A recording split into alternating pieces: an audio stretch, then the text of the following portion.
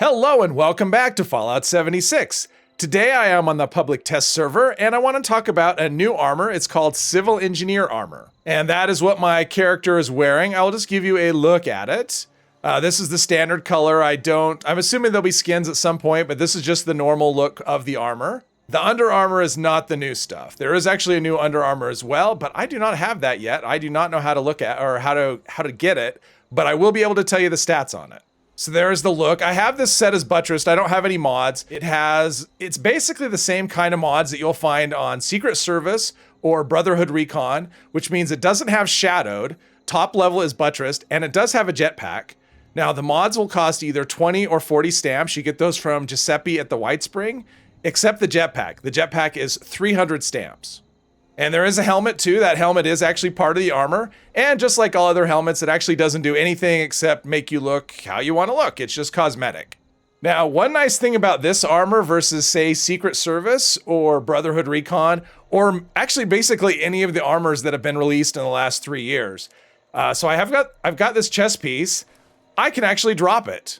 It'll show up in a little paper bag here because Atomic Shop items don't show up. Hopefully it shows. There we go. There's a paper bag. So this armor is actually tradable. So that is really nice compared to all the other armors that have been introduced. So that's a nice thing about it. Now it is not quite as good as Brotherhood Recon or Secret Service.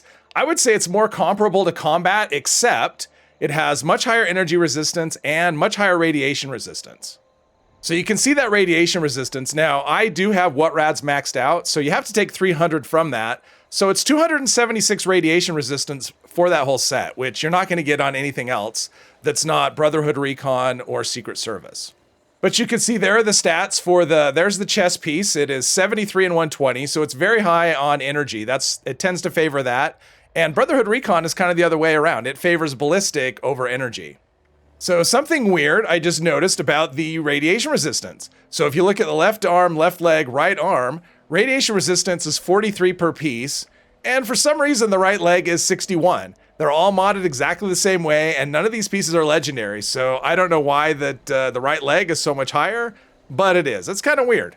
Another thing that they have is a set bonus, which I don't think it's any good, so hopefully it gets changed when they get feedback. When Union Armor came out, it had kind of a crappy set bonus too, and with a lot of feedback, they changed it to actually make really good. So hopefully that happens with this, because right now, the set bonus is a 10% chance to deal 5 fire resistance per second for 5 seconds to melee attackers, which for me, that's not going to get me to choose this armor over anything else. So that's what the set bonus is. Hopefully it gets something better. Who knows? This is just day one, and we have, a couple of months until it actually comes out. There is a Civil Engineer Under Armor as well. I don't know how to get it. I think it's an expedition reward, and I haven't done any expedition yet on the server. So I don't know if that's how it comes. It's not something you can buy.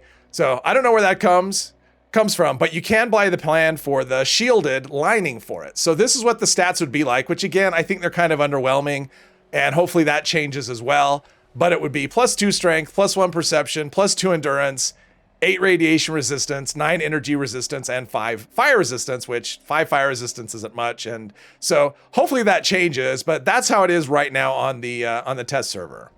So how do you get the armor? This is how you get the Under Armor. So I am at a location. It is called the Rose Room.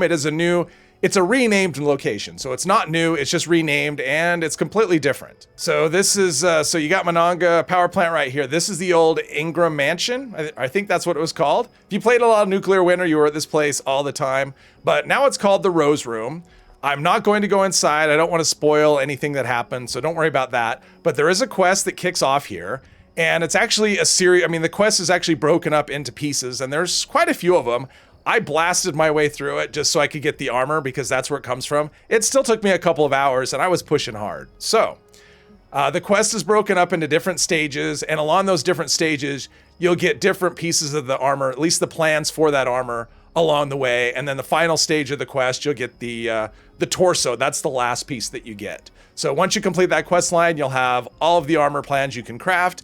And then you will go to the White Spring right here with Giuseppe. This is where you get the plans for the Civil Engineer Armor, or at least the mods for the armor.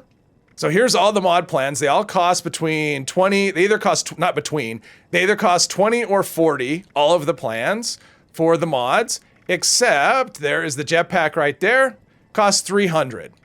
And there you have it, just a quick look at the new armor that's coming to the game. It will be the end of March, like the last week of March, I think, is when the next update comes. So it'll be part of that, part of part 2 of Atlantic City. And that looks so far, I've only had a few hours to look at it at the update, but it looks like it's going to be pretty beefy. So it's going to be a lot more than we got with the first time around. You'll be actually able to wander around different parts of Atlantic City. You don't have to do the expedition. You'll have an option to travel right there. So I've explored a little bit, but not that much, but there is a lot of exploration you can do. And there is that new quest line. It's actually pretty fun, and there's a bit to it. So hopefully you enjoyed this video. If you did, please hit one of the buttons down below, and I hope you'll join me in the next one. Thank you very much.